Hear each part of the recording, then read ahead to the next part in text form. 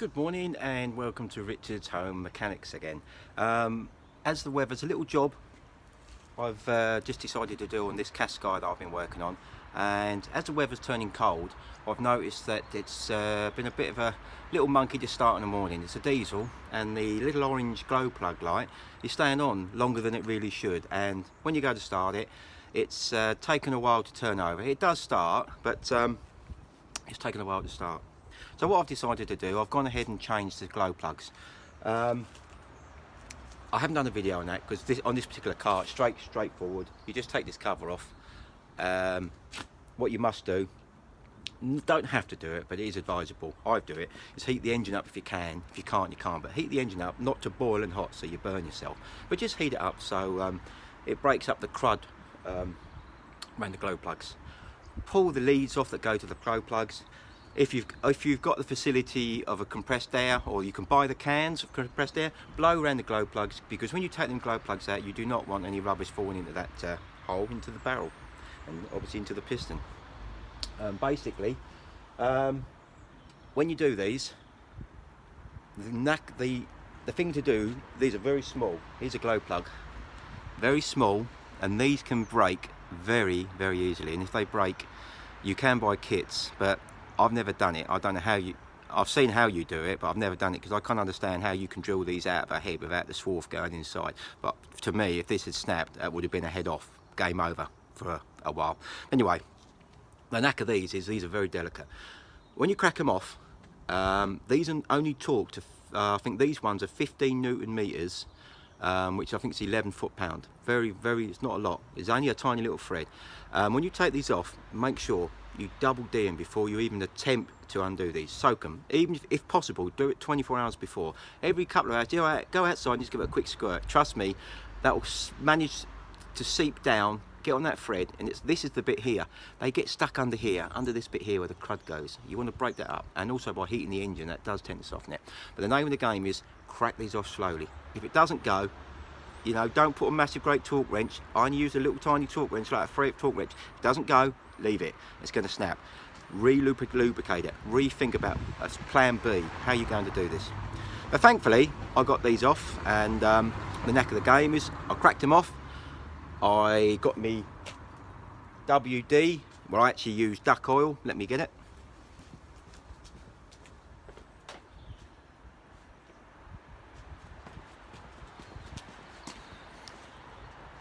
Here's one I prepared earlier. I used duck oil. I prefer this. Some people prefer WD, but I buy this by 5 litre cans, and it lasts forever, you know, quick squirt. But as you undo it, put a little bit of duck oil or WD or anything like that, the same sort of solution, and then do it up a little bit, and then undo it a little bit more, and then undo it. Do it a little bit more. Work it out slowly. In, out, thread in, thread it in, thread it out. If you try and torque it off in one go, it's highly likely you're either going to stuff the thread or it's going to snap. So nice and gentle. If it takes you a couple of minutes to get it off, trust me, it worked for me. I've done it many times, and thankfully, touch wood, it ain't snapped. But there's going to be a time when they're going to snap, but just take your time and do that.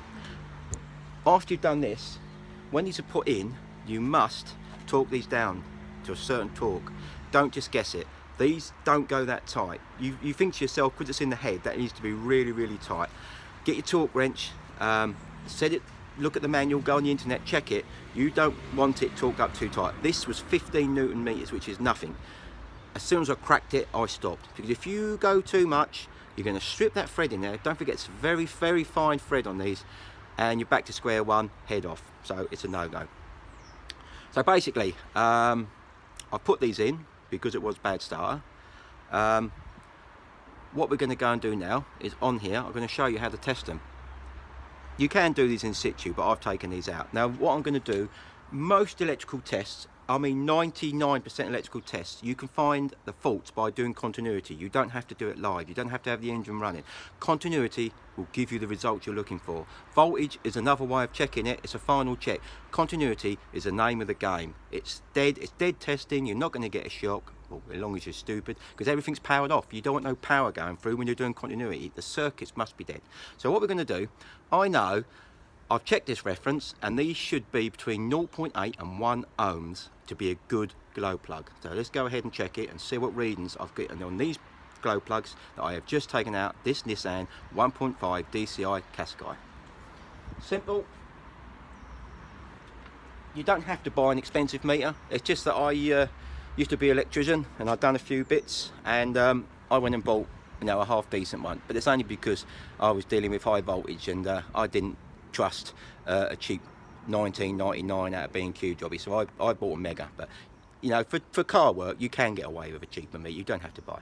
So basically, got loads of settings. We're going to go to ohms, omega, in English electrical terms, omega, ohms there. And what we're going to do, first of all, we're going to make sure these leads have got continuity. And as I spoke to before, continuity is a complete ring. So basically, that's an open circuit. If you imagine a piece of string, I've cut it, joined it, that's continuity, cut it, joined it, that's continuity. I'm looking for continuity. I want that to be touching that. And on glow plugs, you do it by doing this. You touch the top of the glow plug where the cap goes on, and you touch the body. And I have got a reading of 216 ohms. That glow plug is definitely had it. That is not good. So that can be in the bin. Glow plug number 2. Here we go. Now a little bit fiddly. That is 12 mega ohms. 12 mega ohms. That is going in the bin. Don't forget that we're looking for a 0.8 to 1 ohm. That was 12 mega ohms, 12 million ohms. That's not a good sign. That's showing me that that's why this little baby didn't want to start. And I can't blame it, really. Let's check this one.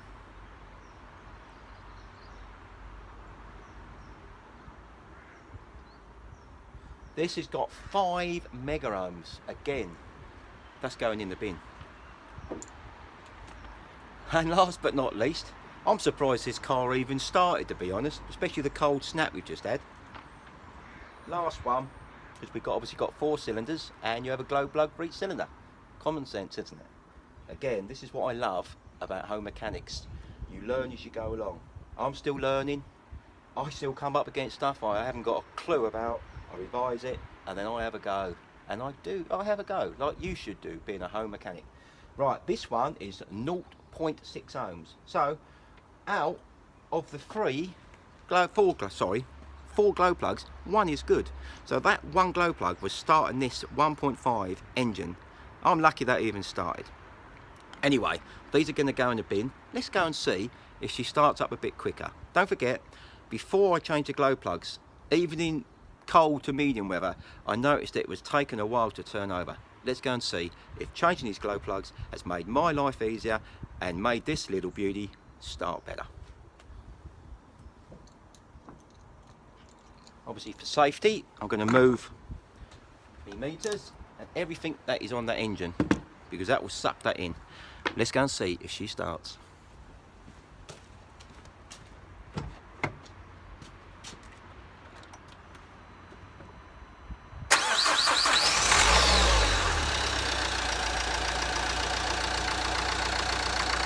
Okay, as you can see, I'm not a genius. All I've done is change the glow plugs. So I've turned this car from a bit of an awkward starter to it starts so quickly now that the glow plug doesn't even light up. When it gets colder, or when the engine's cold, yeah, that's gonna come up and you get the little orange coil or yellow coil, whatever you've got. I'm 100% happy with that. So as far as I'm concerned, the job is done and happy days.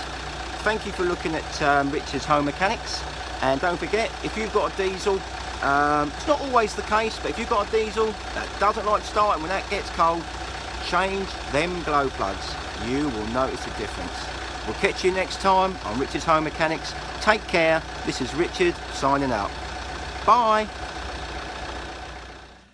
Good morning and welcome to Richard's Home Mechanics. The videos I do to help people who like to do their home mechanics and learn along the way, like I'm doing, or have done. This is just an update on this little pit bike that I've been working on. I've used my trusty multimeter and I've done a lot of testing, and it seemed to be testing up all right. If anyone's seen my last video, we checked the alternator or the stator on here, we checked the battery, the regulator was working, the solenoid was definitely working because the starter motor was starting, but I still couldn't get a spark at that plug. I even tried the coil. Everything seemed to be working, but I could not get power up to the coil, which is just tucked up under here. Oh, it baffled me, can't work out. Until you walk away, have a cup of tea, cup of choggy biscuits, and I think, why am I not getting a spark? What's wrong? Until I dived further into the dreaded wiring loom. Now, when I mentioned electrical, a lot of people go, whoa, stand back. Yes, I understand, high voltage, 230 volts, 400 volts. Yes, you have to know what you're doing. And technically with some vehicles, yeah, they can potentially put out 20, 50,000 volts at the spark plug. But generally, I do most of my electrical testing, if I have to, dead. So there's no circuits, continuity. Continuity is the name of the game. That's how you can find a lot of faults. So anyway, going back to the wiring loom, it's baffling me. Everything's checking up. Why am I not getting a spark or a feed to the coil? You need a 12 volt DC feed to that coil. Nothing. Dead as a dodo. So we had a look at the loom, and look what I found. In fact, I was so thinking, nah, it's coming out. So here's the loom. I've taken it all out. It was a mess. Someone has been here before me, and good luck to them. You know, someone had a go, but they haven't really thought about it much, and I think they've just guessed it, and they've been guessing. I've got wires held together with duct tape. Some of them, look at that one, look. You can see that. That's just been twisted together. That's not good. So in fact, I found that. What can't I find? So what I've done, I've ripped the whole, not ripped it out, I've disconnected the whole wiring loom. And what I'm going to do, I'm going to rewire the whole bike. I've managed to get hold of a brand new wiring loom, basically, not for a lot of money, and I'm going to rewire all the way from the stator to the regulator, to the battery, to the coil, to the kill switch, to the starter motor, everything that's got a cable on here. I'm going to rewire, so I'm starting afresh. So this bike is going to have no wiring loom at all. This is a new one on me. I don't do much wiring on vehicles. I replace parts that are damaged, but this is going to be a new one on me, so it'll be interesting how we get on with this project. It's either going to work or it ain't. End of, you know. The wiring loom's not a lot. Bit of time, I'll come out here and chill out, and I'll have a go. And again, this is a very important bit of kit. I'll use it to make sure that wiring loom is doing what it should do. And what I will do is, when I rewire this, I will probably start, take a guess, from the stator. So I'll suss out what's going on here, and I'll rewire it. So basically, I've got to get a wiring loom like this and connect everything together again. So that links to that, that links to that, that links to that. It all works. Well, that's, in principle, that's what I'm going to do. Anyway, I've ordered a wiring loom.